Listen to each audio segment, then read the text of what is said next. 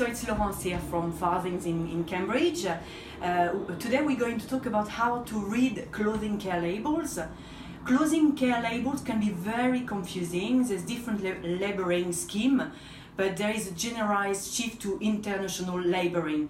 And there's really 5 symbols that would help you to quickly check how to properly care for your garments. And the 5 symbols are the washing, the bleaching, the drying, ironing, and the dry clean. So let's start quickly with the washing your clothes. So washing your clothes, it's very easy.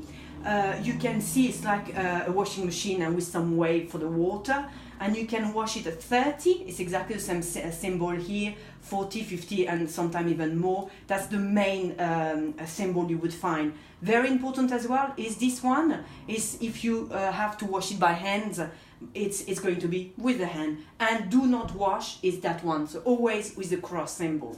So that's washing your clothes. Then you've got the bleaching your clothes, very easy as well. You've got the triangle to say, okay, you can bleach, and without the bleach, so it's with the cross. So that's bleaching.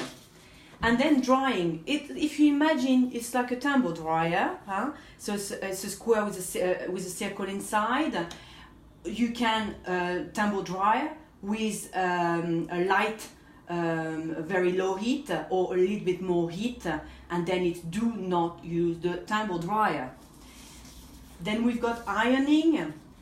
With the iron, you can iron it low temperature, higher temperature, and even higher temperature, and this is do not iron.